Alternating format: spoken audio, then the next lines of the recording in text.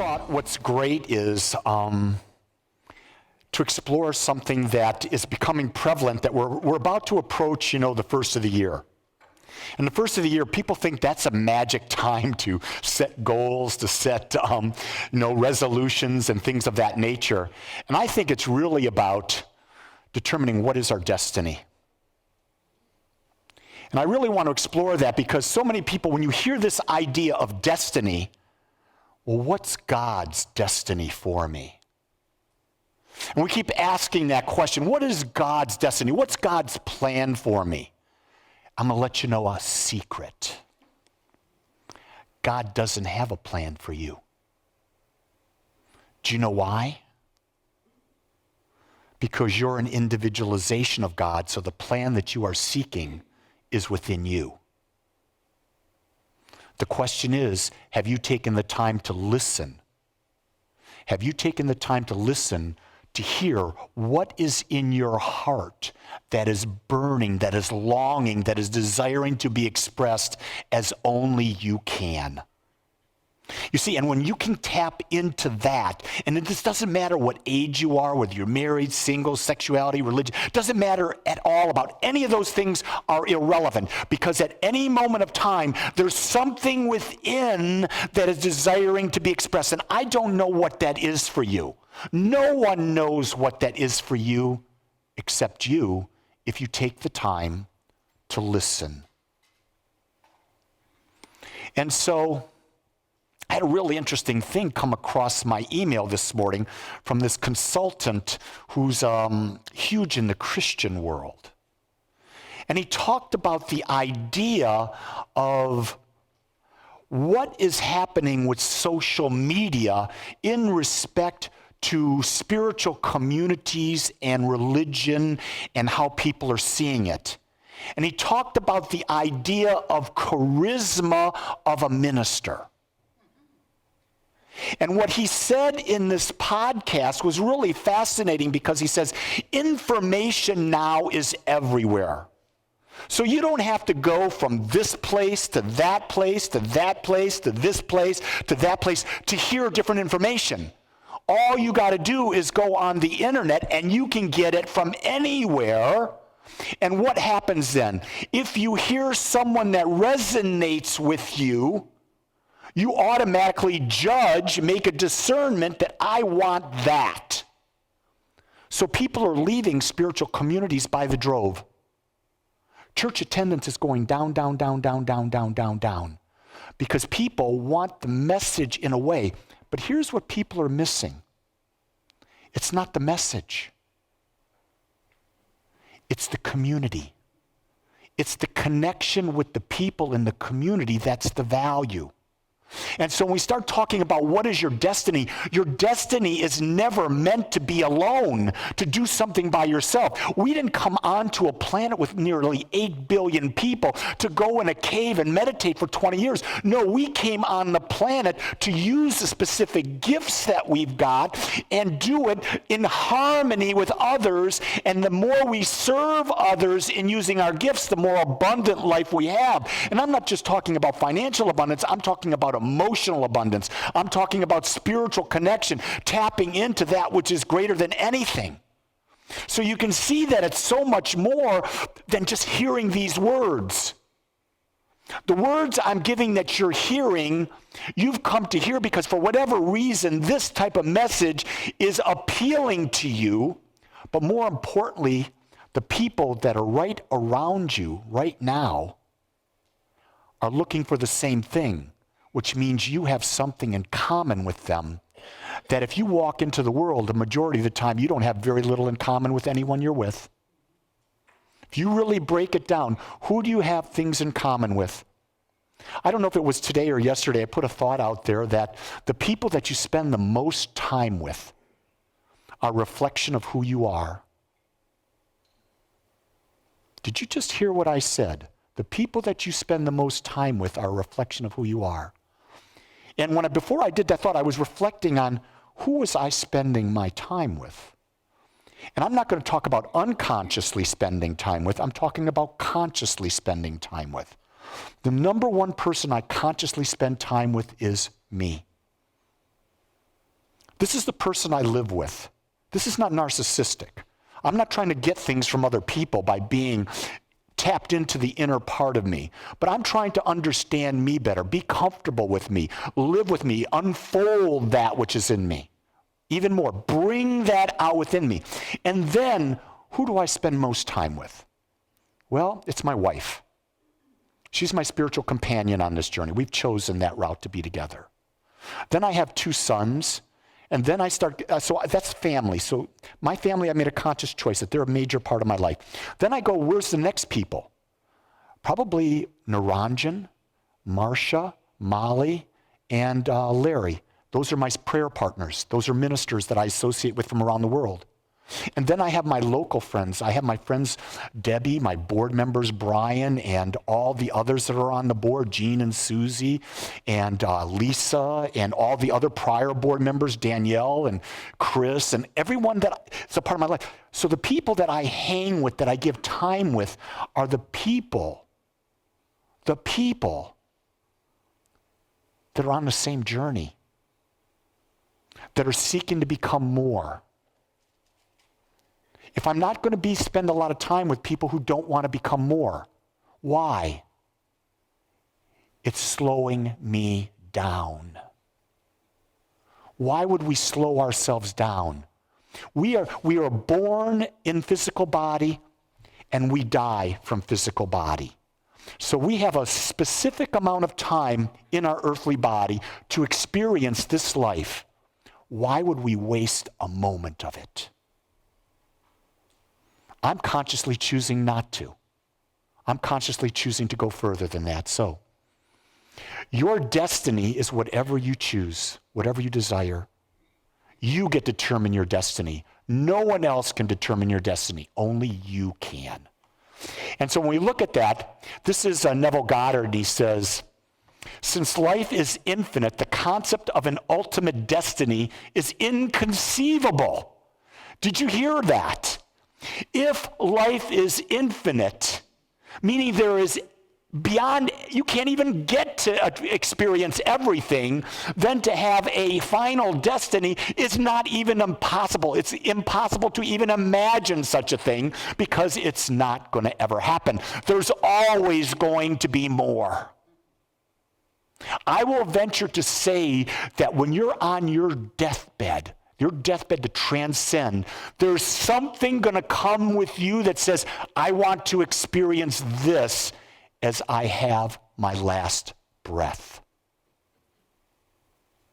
Because when you get to that point, you're going to be aware. And you're going to want to feel this life beyond anything that you've ever felt before. Right now, we tend to take our lives for granted. I learned with this. I have taken my life for granted. I mean, think about that. I spent 15 minutes buttoning a shirt today. Normally, it's like 2 seconds. It's done. I want you to know I graduated yesterday. Because yesterday, I finally was able to take a shower by myself. I don't know if that's good or bad. I sort of like just going like this and say, Gene, it's good to have a spouse who's agreeable, isn't it? Anyone out there agree with me? Oh, there's Marcus. Oh, and Stephanie. Brian, you didn't raise your hand. There you go, buddy. And so when we look at this, I think this is really big. And I can't read it from where I'm at, so I'm going to come back here. And your destiny is made up of an infinite number of individual destinies. And where each become the beginning and ever-expanding number of destinies. Do you get that? Do you get that? Everything that you do is a destiny. And every destiny that you reach, you become more, you establish more destinies from it. So life is continually unfolding for us. And so what that means is that this is the cycle of life. This is the creative process.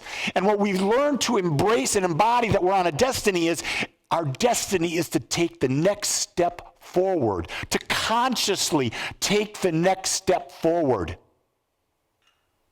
What was the key word in what I said? There were many of them. Next. key word. Not the 1 5 down the road, the next. What? Step one in one direction. Here's the key thing, consciously. Are you consciously taking a step towards you want, or is it a habit? And realize that we are run by our habits. If you think about your life, everything in your life is a habit and you are controlled by your habits. And almost all of your habits were unconsciously chosen. Almost all of them. The way you are sitting right now is your habit. Do you get that? Based on how the room temperature it is right now, it's your habit. Everyone, change your seating posture. Change your seating posture right now. Change it. Now you're uncomfortable. Isn't that interesting? Think about if the doctor tells you you can't sleep the way you normally sleep. Are you going to be able to sleep as well? No, because it's uncomfortable to break our habits. And so I'm asking you to take that realization into your life that your habit will be uncomfortable in your mind as you build a new habit. But then as you build the new habit, you will become comfortable with that. But you're always asking the question, is the new habit serving my advancement? Is it serving my highest growth? Is it helping me to become more? This is why building the habit of meditation is so difficult. Because we've gotten into a habit of thinking, analyzing over and over everything. And we're doing this constantly, and our minds are a million miles an hour, right? Thought. What is meditation? Meditation is the habit of slowing down, actually going into a place, if possible, which is possible, but it takes a lot of work, of no thought. Where there is no judgment, there is no discernment, there's just awe. That connection is the divine.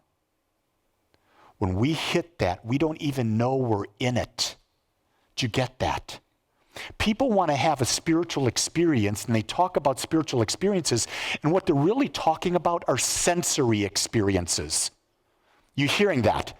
So if you think back to whatever you might be describing as a spiritual experience, if it involves your ears, your eyes, your nose, your taste, or your feeling, that's a sensory experience. A spiritual experience is the experience of total oneness. And it cannot be described. Because in total oneness, there's no comparison. Without comparison, there's no experience. So when you hear the great yogis talk about the idea of what is meditation and how does meditation benefit, when you get into the stillness and there is nothing, you're actually doing a spiritual reboot. You're reestablishing your level of awareness. And from that, your mind has so slowed down that you are now able to consciously start recreating your life at a faster rate because you don't have all the chatter going on. See, the beauty of meditation is it slows down the chatter. And if you have a hard time with it, start with 5 minutes. It's that simple. You want to determine your destiny, you've got to get quiet to the nonsense that's going on in your mind. And you've got to be able to listen to what is yearning within you that is desiring to be experienced. What is it in you that is yearning? There's something in each of you. I don't know what it is for you, but I know that you know. And what we're here to do at Agape is we're here to support you. We're here to stimulate you. We're here to ask questions so that you can come up with your individual answer. See, unlike most of dogmatic religion, we don't claim to know your answer. We claim to know that you are your own answer. We claim to know that you determine your destiny. We claim to know that you have the power within you to do all that you seek.